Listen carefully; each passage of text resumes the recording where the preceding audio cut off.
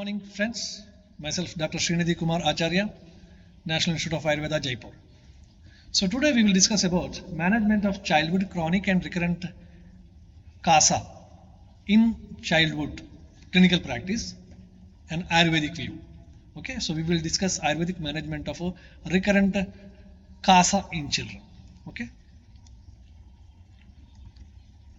So first of all, we have to understand certain anatomical and physiological variation of respiratory system in infant and child when compared to adults. Okay, so it is rightly told that tatra balan nama aparipakva dhatu asampurna virya bala sukumaraha klesha asaha prayaha ashvarsha varshaha skleshma bahula. So this is very clearly told. That is, childhood period is a period of immaturity. So rightly, if you see the respiratory system, the conducting airways and terminal bronchioles grow very slowly by the end of 8 years when compared to adults. So this again give a chance of a recurrent respiratory tract infection in the child. Similarly, elastic recoiling of the chest muscles, and that is also very less. So when elastic recoiling is less, the effective ventilation is not possible. When effective ventilation is not possible, there is every chance of a recurrent infection, and it offers more resistance for the ventilation. Now, diaphragm is also flat when compared to the adults. So when diaphragm is flat, the vertical diameter of the chest will not be getting increased. Again, the effective ventilation is not possible. Ribs are also more horizontally placed in children when compared to adults, as they are horizontally placed, the bucket handle movement of the chest cavity, that is the ribs, is not possible, which indirectly affects the transverse diameter of the chest. Again, the effective ventilation is not possible and chance of infection will going to increase. So intraluminal mucus production is also more in children, that is kleshma bahula. There is more and more production of intraluminal secretion, which again blocks the respiratory tract or air conduction pathways, again which contribute for the increased risk of infections. Integrity of oral and respiratory mucosa, so that is also very less. Integrity of the oral and respiratory mucosa is qualitatively less when compared to the adults. That is also one of the more contributing factors. Immunological concentrations are always there in the respiratory tract. Immune system, that is immunological barriers of the respiratory system, may be structural, mechanical, chemical, and histological and immunological. These barriers are there, so they are also not well developed in children when compared to that of the adults. So volumes and capacity of the lung when compared to the adult also it is less. Okay, tidal volume, inspiratory reserve volume, expiratory reserve volume, again compared to adults their capacity is also less, which again contribute to the anatomical and physiological variation in the respiratory system of the child, which contribute for recurrent respiratory tract infection. Now there are certain clues for the management when you are dealing with the child of a respiratory tract infection. Okay, so suppose if there is high fever, then bacterial cause has been suspected, and we have to inquire for immunodeficiency causes. Okay, if there is purulent secretions, again bacterial infection is suspected. A recurrent infection which is occurring at a single site, again we have to suspect for anatomical obstruction, congenital anomalies, or certain type of allergies. A proper birth history has to be taken, and exposure to the maternal infections, premature babies, complications which are occurring like bronchopulmonary dysplasia, and blood transfusion, history of blood transfusion has to be taken before the treatment, because these are all things which helps in the management. History of delayed umbilical cord separation is also quite important, because leukocyte adhesion abnormalities are most commonly associated when there is a history of delayed umbilical cord separation. So chronic medical problems has to be investigated. Suppose the child is on catheter, shunt, prosthetic device, again all such problems, or surgical wound, etc. So in all such problems, chance of respiratory tract infection is more, and that has to be identified. Confirm the integrity of mucocutaneous barriers like dermal sinus, dermal cyst, burns, surgical wounds, etc. Suppose if any history is there in all such babies, chance of respiratory tract infection is more. Apart from that, certain family conditions and environmental conditions has to be inquired. Immunodeficiency disorders in a family should be inquired, like HIV or syphilis or some other immunodeficiency problems, even tuberculosis, etc. has to be inquired. Then you have to inquire about any unexplained infantile death in that family, so which is occurring in the early part of life. Okay, and you have to also look into the risk factors for HIV, because HIV is one of the main things which cause immunodeficiency problem, and in immunodeficiency problem recurrent respiratory tract infections are common. Environmental exposure, that means whether the child is constantly get exposed to particular allergens or like that, that has to be also seen.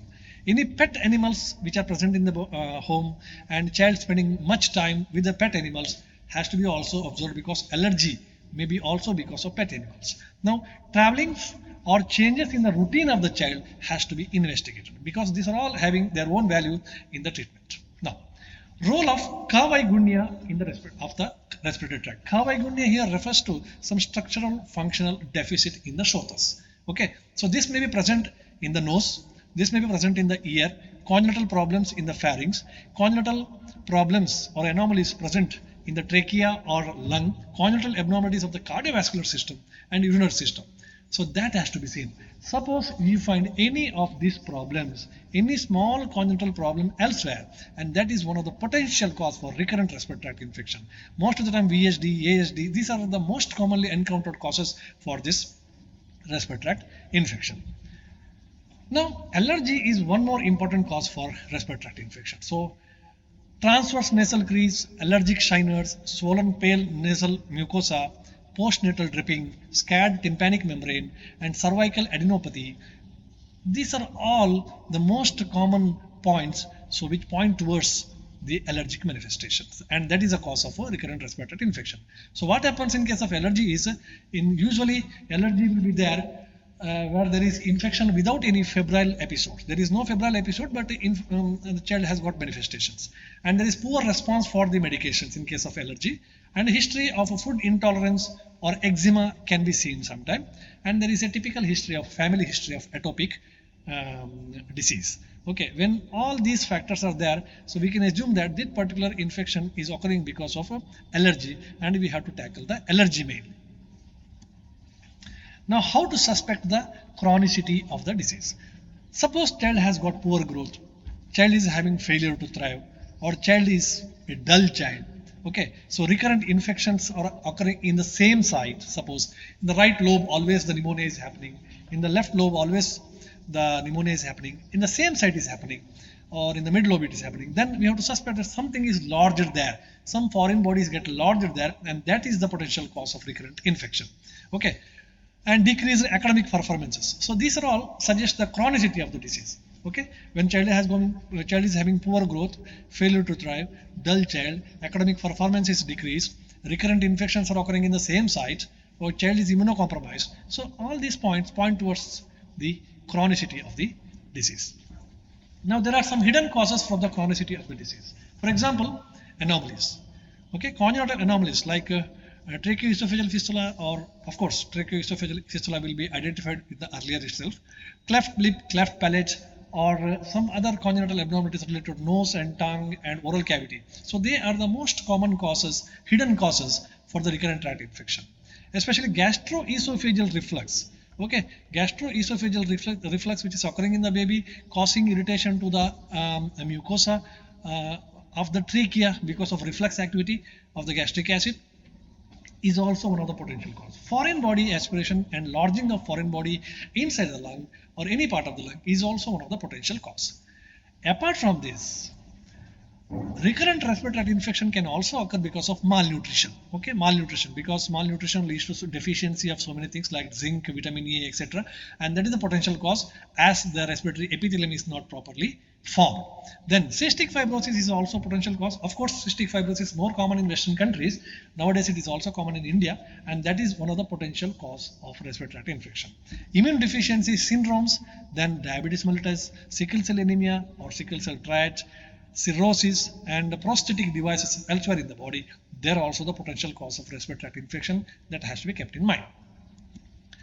Now, all the time when respiratory tract infection occur, we cannot say it is abnormal. Sometimes, see, usually a 6 to 10 episodes of respiratory tract infection occur in the childhood period of the child, starting from the neonatal period till the child becomes 7 or 8 years old. Usually we encounter 6 to 10 respiratory tract infection. Okay, this is normal. Okay, half of the children with the respiratory tract infections are normal, no need to worry. Children in the residing in the large family, the chance of recurrent infection is common. Okay, those who attend the daycare center there also chance of recurrent infection is common. Okay, so if it is up to 6 to 10 times per in the whole childhood, if it is 6 to 10 times, it is okay, it's well and good. So provided the child has shown the normal growth and development, normal physical examination, then it is okay. Otherwise, if it is more than that, then it is a matter of concern. Now let us see what is chronic and recurrent cough and its management in terms of Ayurveda. So we have seen the basics of upper respiratory tract infection and cough and all those things. Now let us see how we can help the patient in terms of Ayurveda. Now Charaka says, especially for the children. Now Charaka says, we can give the medicine in case of Kasa in different forms. He has given the options. He is told that medicine can be given in the form of Bojja, Pana, Sarpi, Leha, Panaka, Kshira, Sarpi Guda and Dhumapana. See, they have got different options for the introduction of the medicine or administration of the medicine. Okay. He further says that administration of the medicine should be done muhur muhur. He says that it should be done muhur muhur. The Kasa and Shwasa both are stronger in order. What I mean to say is, he says that Vata Jakasa, Pitta Jakasa, Kapha Jakasa. So he says that Vata Jakasa compared to Vata Jakasa, Pitta Jakasa is more dangerous, Pitta Jakata, Kapha Jakasa is dangerous. They are stronger in a successive order. This point has to be kept in mind. Okay, so we can receive the patient in the stage of Pitta Jakasa, we can receive the patient in case of Kapha, in the stage of Kapha Jakasa. But previously he passed through these two stages, then he entered into the stage of Kapha Jakasa. Okay, so that we'll discuss in the future slides. So now, one is medicine should be given in a muhur muhur. Frequent administration of the medicine should be done in case of Kasa, because in the Aushadhi Sevanakala it is clearly told in Kasa, Shwasa, Visha, Chardi, Murcha, etc. the muhur muhur medicine should be given. One more thing is Kasa and Shwasa are interrelated. Vagbata says Kasat Bhavet Shwasa, Shwasat Bhavet Kasa. That means or Kasa Roga Bhavet Vriddhi. Kasasya Bhavet Vriddhi. So Kasa Shwaso Aruchir Damaya. It leads to Shwasa. So they are interrelated. So as an Ayurvedic physician, when we treat, we have to take care of these two things. Now, irrespective of the cause, there will be vitiation of the respiratory mucosa in all conditions, Vataja, Pittaja or Kaphaja, whatever may be, there is all condition, and subsequent pathology may be dust, cold, breeze, virus, bacteria, change in temperature, whatever may be the physiology, or so whatever may be the pathology, there is involuntary.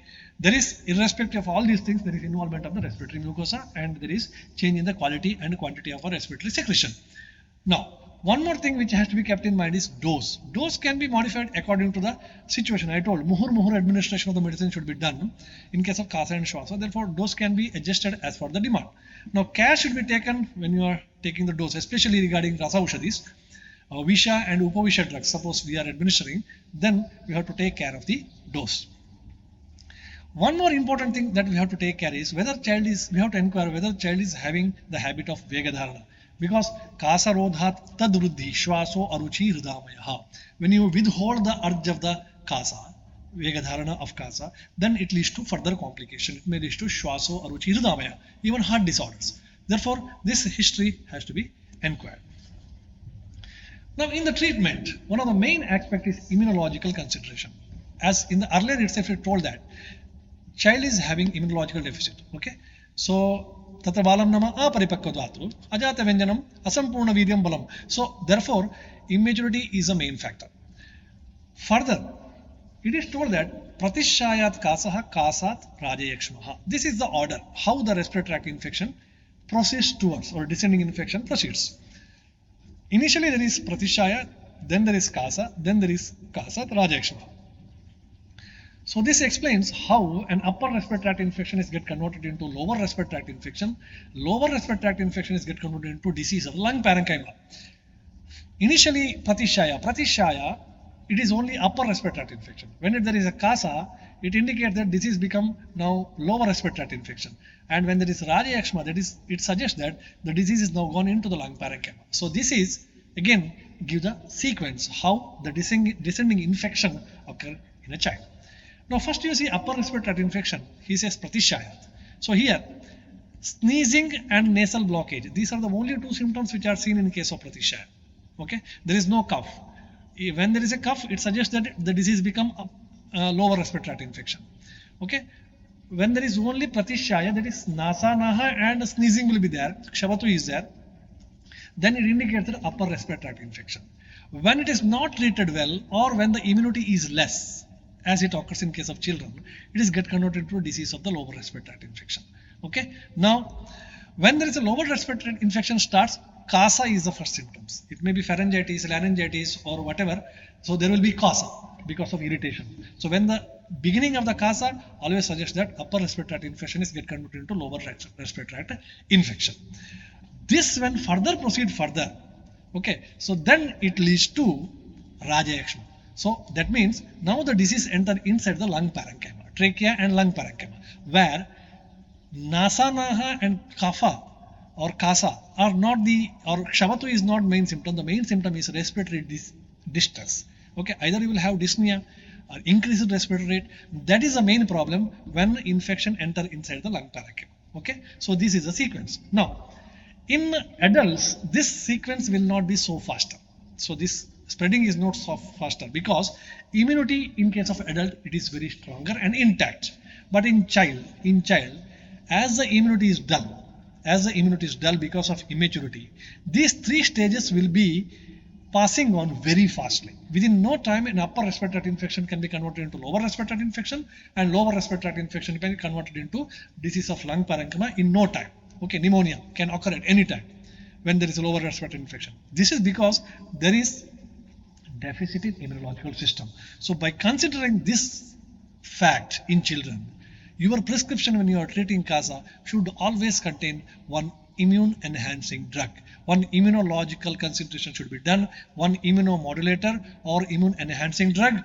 Irrespective of the cause and type, your prescription should contain one immunological drug. So it can be best continued for such a immunological drug should be selected to increase the immunity of the child and to give some protection and can be continued for a long time.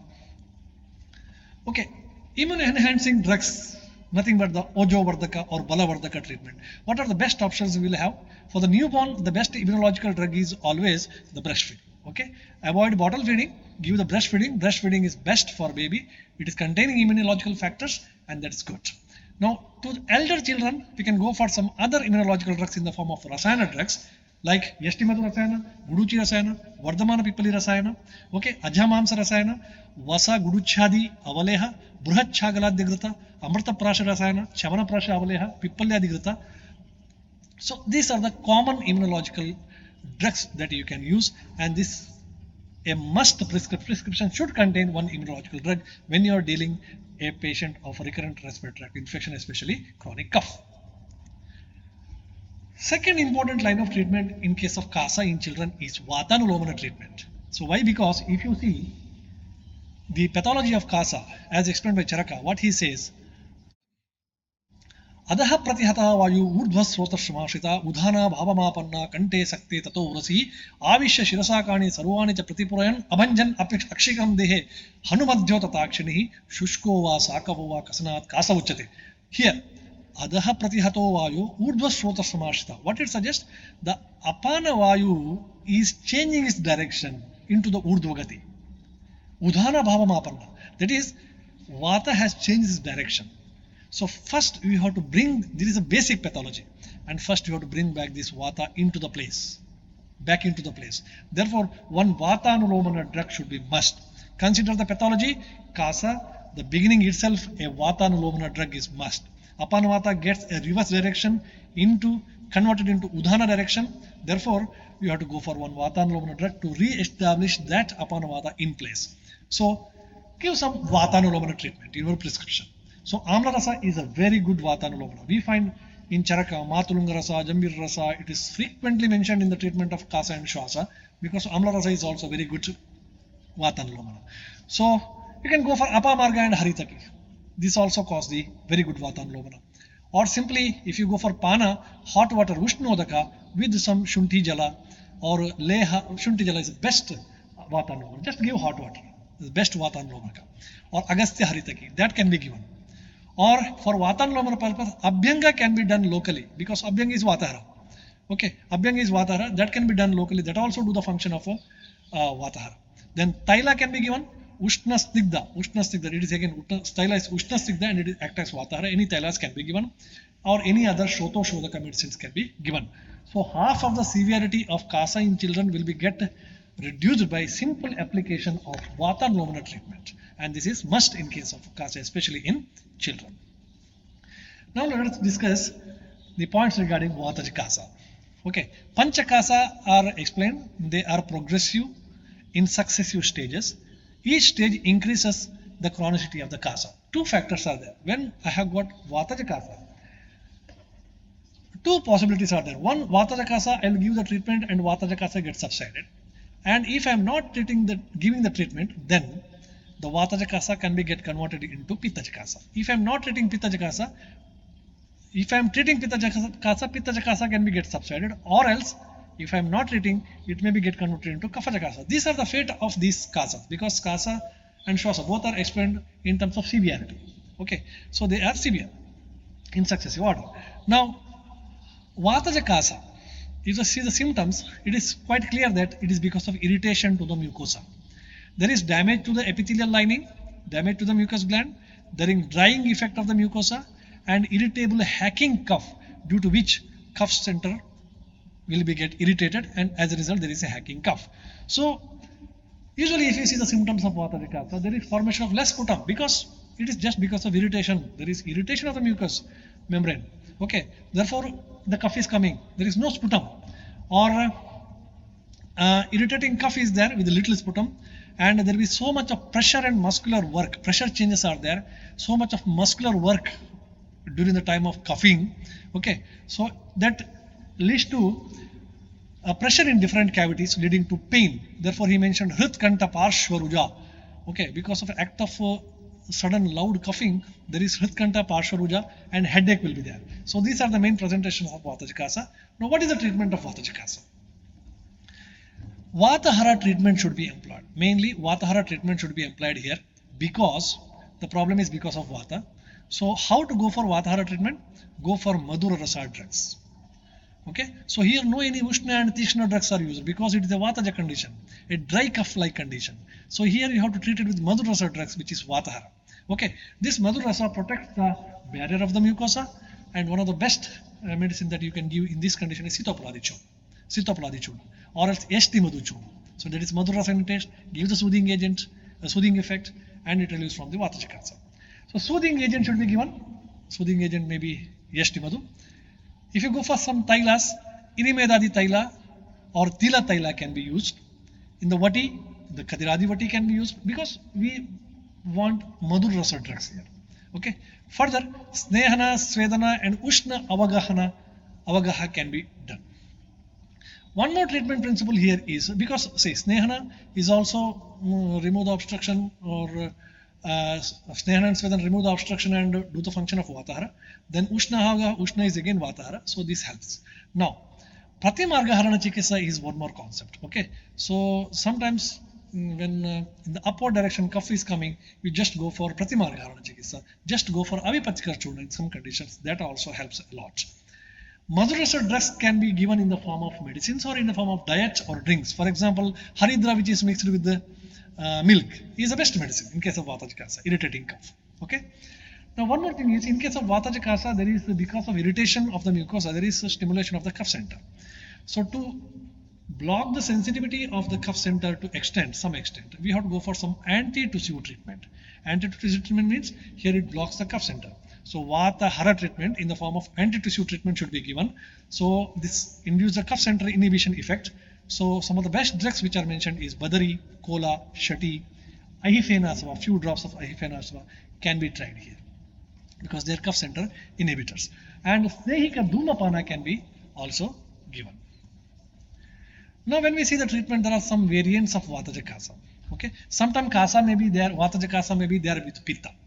So here what happens, irritation of the mucosa with the burning sensation and feverish feeling will be there. Child will have feverish feeling and irritation of the mucosa and burning sensation. Okay, so here the Vata Pitta Hara treatment should be followed, especially Grita preparation should be given, especially Rasna Grita or Kantakari Grita or Vidaryari Grita are the preferred drug. Similarly, there is one more variation of Vata CASA, that is Vata CASA with Kapha. So here, irritation with the loss of appetite will be seen. Irritation is there, meantime child is also having loss of appetite, heaviness of the head, body ache. So in this condition, the preferred drugs are Chitrakadi Leha, Agastya Haritaki Leha, and Kantakari Avaleha, etc. What is the take home message when you are treating Vata Jikasa? There is no formation of the sputum, only dry cough will be there, so don't over treat it. So don't give the treatment for the sputum or something like that because it is a dry cough. So Vata Jikasa should not be treated with the Tikshna Aushadis. Suppose if you are treating with the Tikshna Aushadis, it causes further problem. It should be treated with Madhura Aushadis and Vatahara treatment. So this is the main problem occur when we go for contemporary medical treatment, that is early introduction of antibiotics. Many times, as soon as there is Vata Jikasa, parents go for early introduction of antibiotics, and that further aggravate the condition. Okay, instead it should be very cautiously treated and no vigorous treatment is required. Simple Vatahara and Madhura drugs treatment should be given. So what I mean to say is, Yasti Madhu is the best drug, or Sitopaladi Churna is the best drug in such moments. Or simple, not Sitopaladi Churna, simple Sitophala is best, because Sitopaladi Churna contains some irritant drugs like Pipali, etc. Next is Pitta Jikasa. So promptly treated Vata Jikasa leads to subsidence of the disease, one possibility, and mismanagement of Vata Jikasa leads to Pitta Jikasa. Okay, so what happens? In the Vata Jikasa, there is only irritation to the mucosa, but in Pitta Jikasa, there is break in the mucosal damage.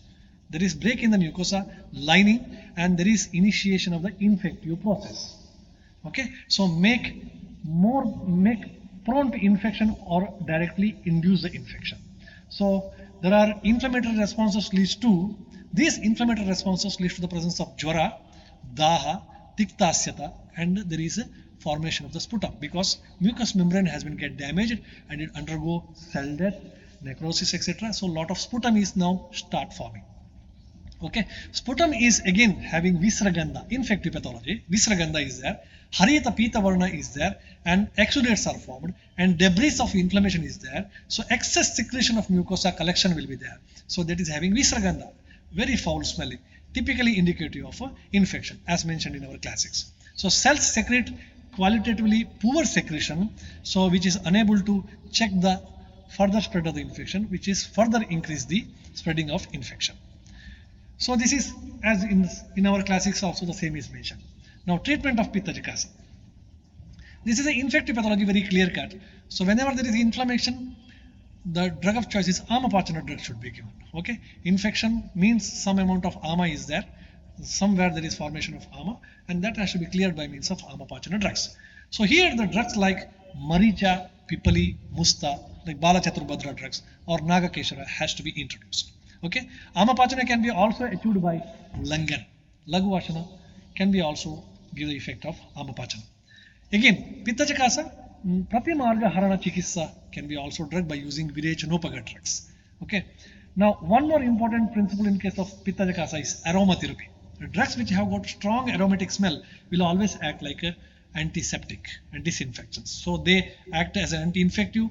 The drug of choice is again Tulsi, which is also Rakta Shodaka, which is helpful in Pitta Jikasa. So Ela, Vibhitaka, the drugs which are having strong aromatic smells are used as aromatherapy. One more important thing in case of Pitta Jikasa is expectorant therapy. Expectorant therapy means that a lot of thick sputum has been formed here to prevent the descending infection.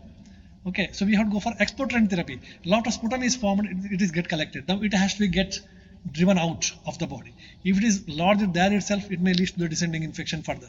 So the drugs which are having expectorant quality should be administered. The drug of choice is again Agastya, Apamarga, Rasona or Lashuna. So these are the best drugs which are having expectorant therapy. Even Yasti Madhu also helps in this condition. Okay.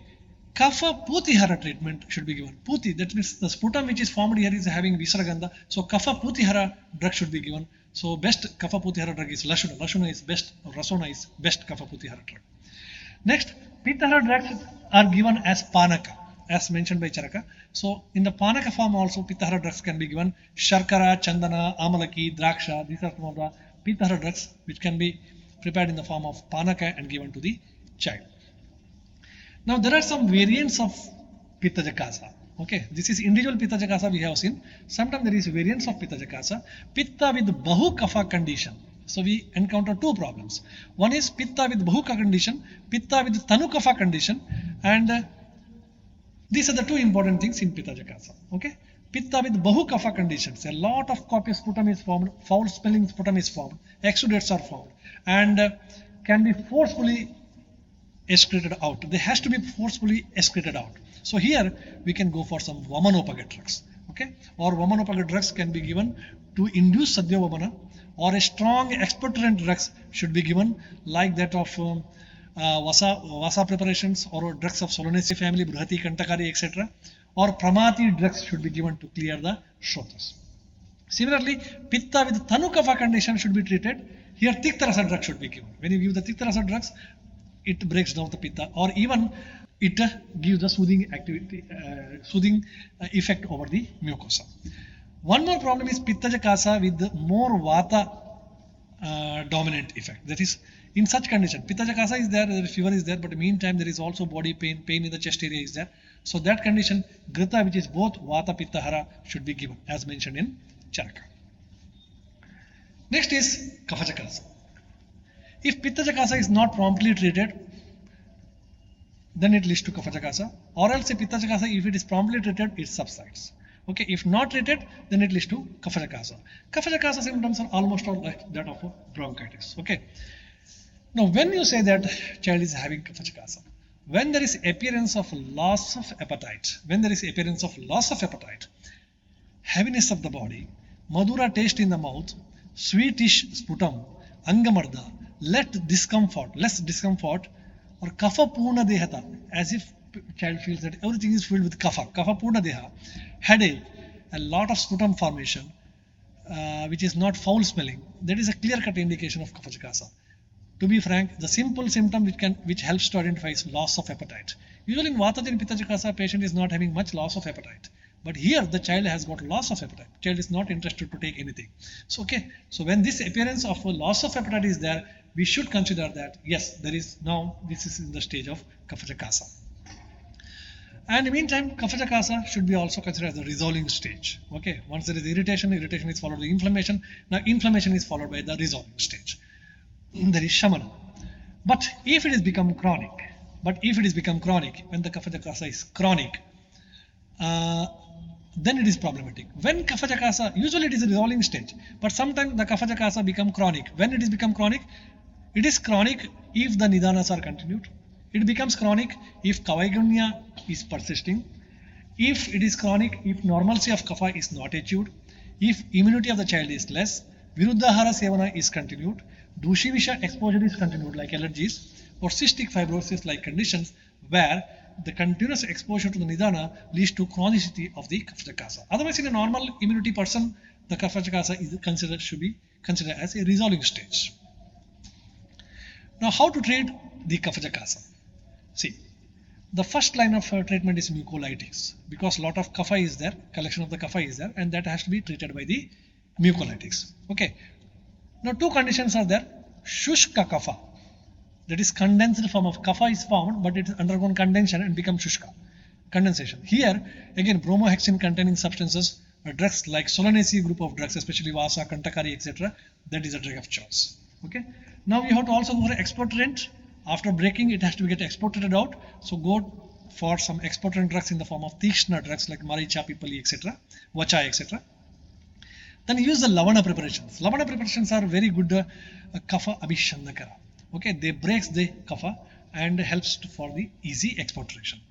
Kshara preparations are also good. They are also Ushna and Tikshna property. They also break the kapha. They also helps. Now, in Kapha Jakasa, Snehana can be done over the chest area, followed by Svedana. Svedana is done by means of Patra Sveda or Pata Sveda or Hasta Sveda sometime in the small kids. And Snehana by any oil which is having Lavana Rasa. Okay, Lavana Tailas or Brahasaindavadi Lavana, etc. Brahasaindavadi Taila, etc. can be used for Snehana purpose, followed by Svedana. And this should be given with a Vamanopaga drug. Give one Vamanopaga drug in the form of Yashtimadu or Vacha or something like that. That helps to clear the kapha from the respiratory tract. Okay. Lavana Taila Abhyanga is also quite beneficial. Deepana Pachana Chikitsa should be given because it's a kapha stage. So to increase the appetite, Deepana Pachana Chikitsa should be given. It passed through the three stages. A Kapha Jakasa patient passed through the three stages. Kaphaja Kasa, Ardra Kapha. So first one is Kaphaja Kasa stage. This will be followed by Ardra Kasa or Ardra Kapha, and next one is Shushka Kapha. So looking at the particular stage, the treatment should be given. Now fate of Kaphaja Kasa. What happens to Kaphaja Kasa? If it is treated properly, it is okay. If it is not treated, it leads to chronicity, as I told earlier. If the Viruddha Sevana, Dushivisha exposure continued, then it leads to the next stage. Okay. So by this time, pathology reaches the terminal portion of the lower respiratory tract. At the end of Kaphaja Kasa, the infection is now present in the terminal part of the respiratory tract. That is in the terminal most, that is in the adjacent portions of the bronchus and trachea. And if nidanas are further continued, provided immunity of the child is very less, then it enters into lung parenchyma and leads to Kasat, Pratishayat, Kasah, Kasat, Rajayakshma. It leads to the disease of lung parenchyma. Anyway, there is one variation of Vata Kaphaja Kasa. In between we find some of the patient, we find a particular type of combination of Kasa, that is Vata Kaphaja Kasa. So this is because of hypersensitivity reactions, that is allergic reaction. Kapha is related to the immunity, we know that. Vata is aggravated. So hypersensitivity reaction, wheezing, dryness and nasal blockage and stuffy nose, etc. will be there. Kapha is related to the immunity. Now Vata is increased and it is irritating the Kapha, and as a result there is a hypersensitivity reaction, exaggerated immune responses will be seen.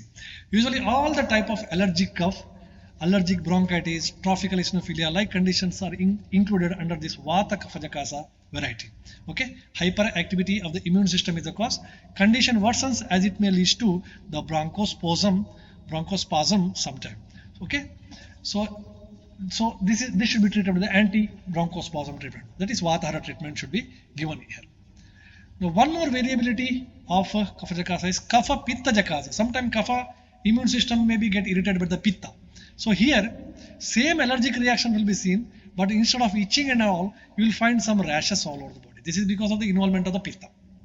Okay, it is Kapha Pitta variety of allergic manifestation. So here again we have to go for the Pittahara treatment. Either you go for some Godanti, Tankana or Avipattika Churna, Shankabhasma, etc. preparation should be done.